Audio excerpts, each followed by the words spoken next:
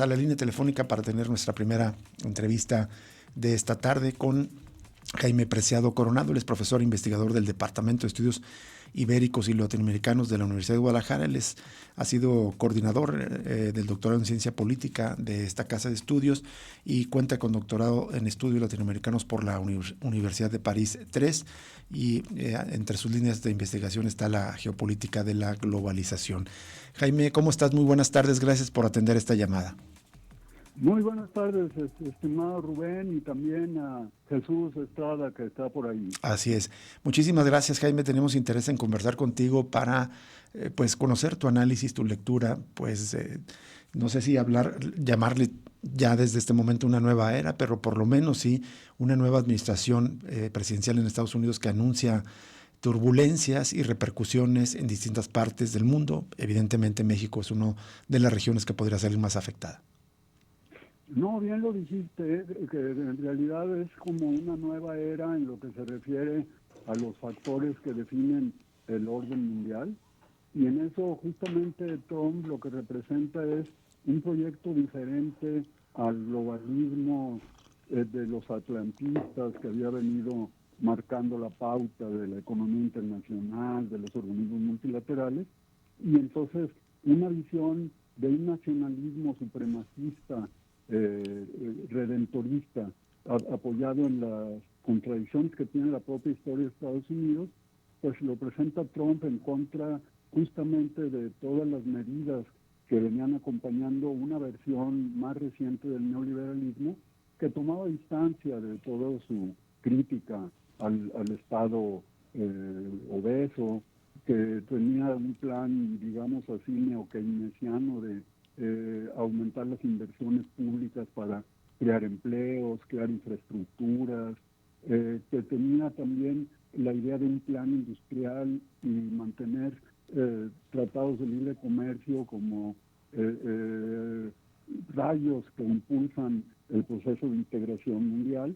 Y pues con un Trump que se ha dedicado justamente desde que llegó a su primer mandato a combatir esas formas neoliberales de tratados de libre comercio y a proponer un ultraliberalismo que se basa en ese supremacismo nacionalista, patriarcal y racista.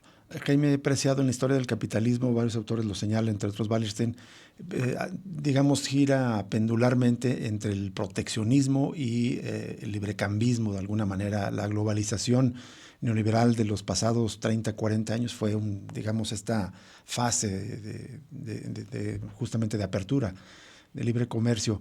¿Con Trump se está volviendo el péndulo o es algo nuevo? ¿Cómo lo estarías mirando, digamos, en una lógica de más larga duración? Mira, yo creo que el equipo que está girando alrededor de Donald Trump lo estamos viendo en la configuración de un gobierno de los ultrarricos y de una serie de políticos con muchas habilidades para operar en un sistema en el que el dinero es el que define los resultados electorales. Le ha permitido camuflajear esta distinción que hace Wallerstein entre proteccionismo y aperturismo, globalismo, y en donde, por ejemplo, el tema de las tarifas se convierte en realidad una forma de trasladar el que no se suba impuestos hacia los consumidores. Parte de los acuerdos que se venían tomando en el grupo de los 7, por recomendaciones inclusive del foro de Davos, donde hoy estuvo Donald Trump en conferencia virtual, hablan de la necesidad de gravar las fortunas más grandes. Y sin embargo, Trump su promesa electoral que tanto interés despertó fue no vamos a aumentar los impuestos, pero vamos a poner tarifas para que ustedes cuando consuman paguen más dinero y les salga más caro lo que van a comprar. Así es. Y en términos, digamos, ya lo decías al principio, se modifican los factores geopolíticos. En términos de las otras regiones de las relaciones con China, con Rusia, con Europa, ¿cómo estás viendo el gobierno de Trump? Bueno, pues ahí hay muchas cosas que ya eran previsibles. El mantener una guerra comercial con China que abarca medios muy diversos, aunque la intensidad de esa guerra lo muestra, por ejemplo, con el caso de que se amplía por 70 o 75 días, no se cierre TikTok, pero en donde, por ejemplo, las tarifas más altas que están pensadas en su esquema son justamente contra China. Y lo decía muy claramente en Davos hoy, inviertan acá. No vamos a permitir que ustedes nos envíen mercancías que no han pasado por nuestra valorización agregada dentro de Estados Unidos. Entonces, esa guerra comercial tiene como ciertos resultados esquizofrénicos, porque al mismo tiempo, por ejemplo, es contrario a la globalización, pero le exige a la Unión Europea que aumente al 5% sus gastos en defensa. Y eso lo que implica es fortalecer al complejo industrial militar estadounidense, que es el más potente de los complejos que hay. De tal forma que es una globalización escondida en los acuerdos entre las oligarquías más monopolistas y enriquecidas de Estados Unidos, y dar una imagen de que lo que está haciendo es como un capitalismo igualador, en donde todos los que hagan algo por trabajar por Estados Unidos van a ser bien recompensados. ¿Qué tal, doctor Jaime Preciado? Le saluda Jesús Estrada. Un gusto saludarle. Y eso justamente, digamos, ese capitalismo disfrazado es una especie de engaño, me parece, o preguntarle a usted, a alguna buena parte del electorado de Trump, que está obviamente y con razón, o sea, insatisfecho con las políticas neoliberales que han dejado en el desempleo a miles de personas, favoreciendo a las élites de las oligarquías, pero pues está aplicando básicamente lo mismo, digamos, ¿no? Así es, pero dentro de un esquema muy agresivo. Cuando fue el primer gobierno de Donald Trump, así como estas medidas espectaculares de ese lunes azul, también bautizado para el caso que nos ocupa de la toma de posesión de este señor, ese día que fue en el 18, hace 6 años, no, en el 16, 16, años, 2016, sí. Entonces se decretó que se terminara con el tratado transpacífico de acuerdos comerciales, el tratado con la Unión Europea, y lo que deja ver Trump ahora de manera redundante es que no está dispuesto a entrar en ningún tratado de libre comercio. Ahí está la ofensiva contra el Tratado México, Estados Unidos, Canadá, y que lo que se trata son relaciones bilaterales que manejará caso por caso. Y claro que esto lo hará dentro de un esquema de gobernanza, si me permiten el término, en el que esa difusión de un modelo igualitario y libertario, como lo hace Milei, pues hace también ella en este gobierno de Trump. Jaime, digamos, apelando a esto que dices, cómo está planteando, digamos, las relaciones comerciales, pero también en lo interno, la llegada de ultrarricos al gobierno, lo apoyaron desde la campaña, el ejemplo es Elon Musk, pero hay varios más que están respaldando al gobierno de Donald Trump. Se habla ya de un gobierno de oligarcas. Es un tipo de gobierno, un tipo de capitalismo más parecido al del finales del siglo XIX con los Baron Roberts, que le llamaban, me parece, ¿no? Aquellos ultra ricos que tenían el control de los principales sectores industriales de Estados Unidos. Sí, perdón. Sí. ¿Terminaste? Sí. Bueno, sí, lo que quería decir es que ciertamente es un paso más hacia la concentración y la polarización del ingreso en este gobierno de los ultrarricos, que además tiene un éxito de convocatoria que es necesario analizar. O sea, es decir, podemos ver con terror lo que está pasando, pero necesitamos nuevas herramientas interpretativas para saber cómo es que Zuckerberg u otros grandes participantes de lo que llamamos el capitalismo de las plataformas, que es sin duda una de las puntas de lanza de la acumulación de capital en el mundo, están plegándose a ese proyecto. Ya algo anunciaba el gobierno, el tipo de régimen político que se constituye en Estados Unidos, donde aproximadamente el 75% de los representantes y de los senadores pertenecen al 10% más rico de ese país. pero ahora estamos en el .001 de los más ricos, ¿no? Que son los que están haciendo esta política de empresarialización del Estado y de el gobierno de los poderes fácticos que, aunque no votemos por ellos, están indicando todas las líneas de política económica y las políticas que acompañan esa política económica.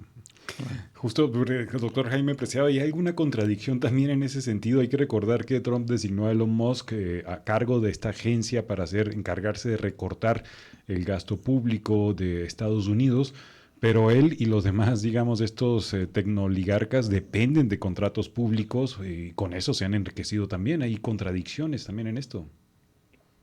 Por supuesto, pero lo que quieren hacer, así como Milei con la imagen de la motosierra, es el que se recorte lo más posible el gasto y se dejen en operaciones muy de cúpula, que no necesitan de una administración de los recursos, sino más como una privatización y desregulación del Estado, y que en ese plano pues se necesitan pocas personas para que puedan procesar en esa dirección. Así es.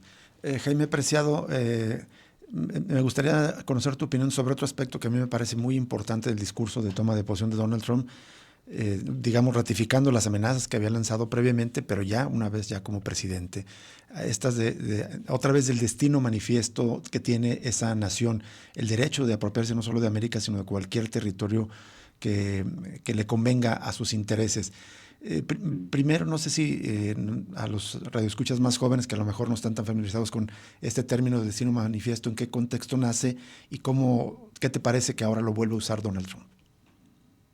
Sí, es muy interesante saber que primero surge como doctrina de Estado la doctrina Monroe, en el que se da la coyuntura en la que Estados Unidos quiere aparecer como el defensor de las independencias con respecto de las colonias y las metrópolis.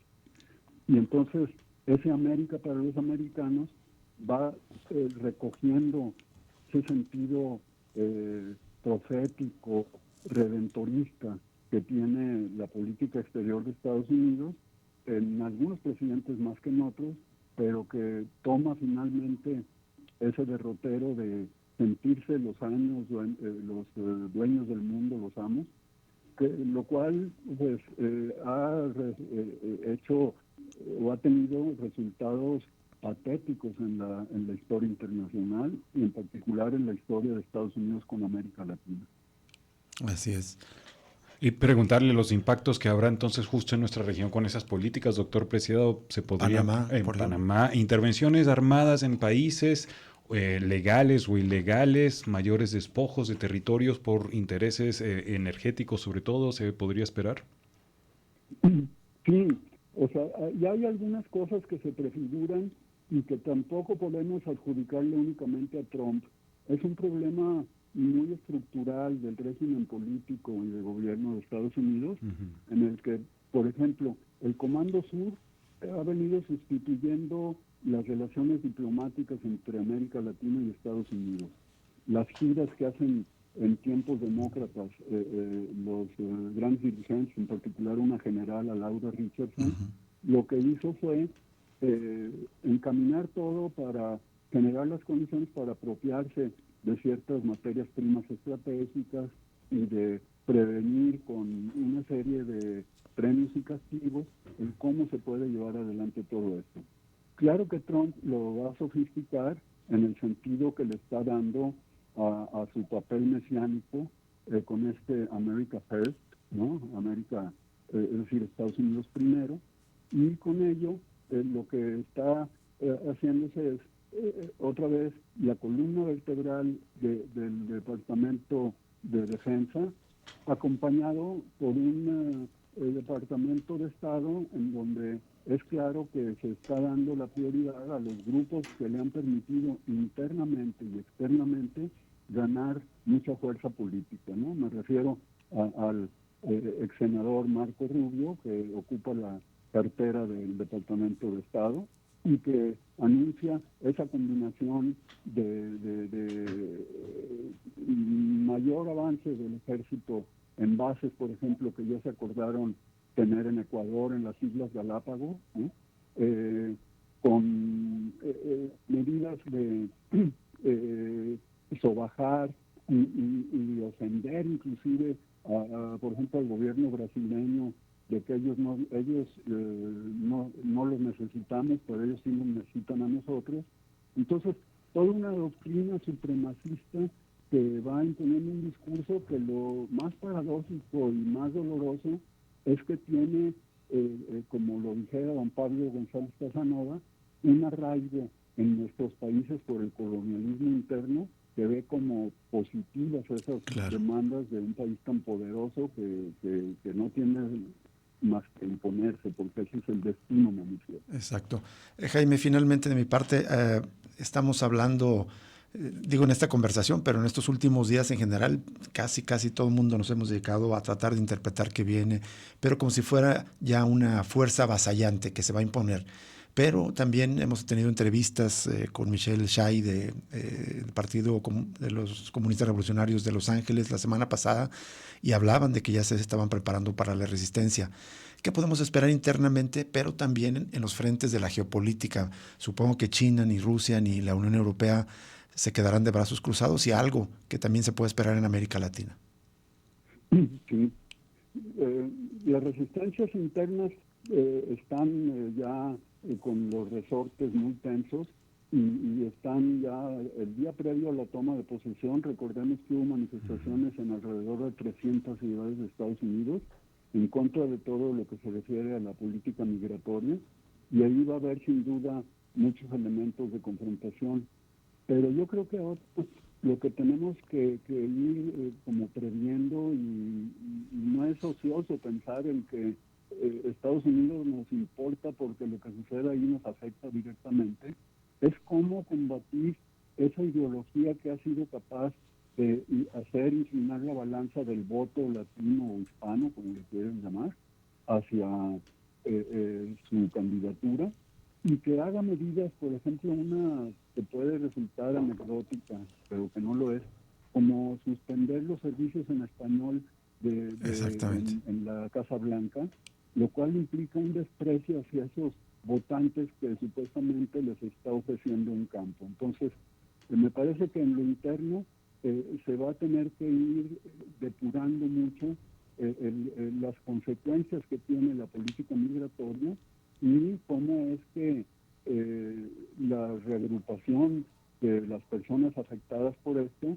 tiene que encontrar alianzas con la política interna de Estados Unidos, para lo cual hay un sector muy minoritario, muy poco visible en la parte institucionalizada, como es el caso de Bernie Sanders o la senadora Ocasio-Cortez, y en donde hay una serie de grupos también de resistencia, que muchos de ellos vinculados, por ejemplo, con la solidaridad con Palestina en contra del genocidio, que han manifestado fuerza y capacidad organizativa y que sin duda estarán otra vez teniendo que operar, porque si vemos los puntos que están en ese patético primer día de gobierno de Trump, vemos que él lo único que señala es vamos por los rehenes, pero en ningún momento saludó la firma del cese al fuego. Es decir, las alianzas ultraderechistas del gobierno de Trump continuarán acentuándose y encontrando respaldo en los países y en los gobernantes con los que simpatizan en esa tendencia, y al mismo tiempo pues con Europa se irán como distanciando mucho las partes que tienen que ver con el comercio, la guerra de Ucrania, en donde pues prácticamente les está exigiendo que sean ellos los que financien más y él resultar como el gran negociador que tiene amistad personal con Putin y se van a sentar para firmar la paz en cuanto él lo decida. Exactamente. Entonces es un panorama sumamente sombrío en las relaciones internacionales, porque está de por medio todo ese alejamiento de el Estado de Derecho internacional, todo ese voluntarismo, caprichos, espectacularismo de la política, tiene efectos muy perversos para la humanidad en su conjunto. Sin duda. Jaime Preciado Coronado, muchísimas gracias por aceptar conversar con nosotros y como coincidimos al principio, es una nueva era de repercusiones en la política internacional. Entonces, si nos permites, más adelante seguimos conversando contigo para seguir escuchando tu análisis. No, por supuesto.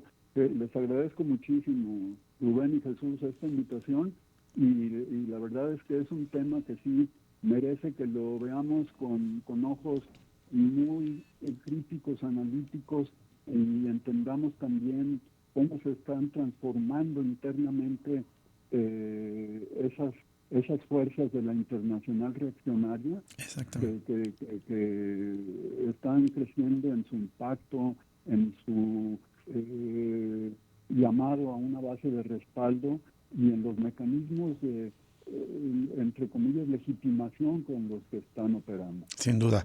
Seguimos en contacto, Jaime, entonces, más adelante. Muchas gracias. Buenas tardes. Un abrazo a los dos. Igualmente para ti, Jaime Preciado Coronado, profesor investigador del DEILA de la Universidad de Guadalajara. Vamos a una pausa y volvemos con más información.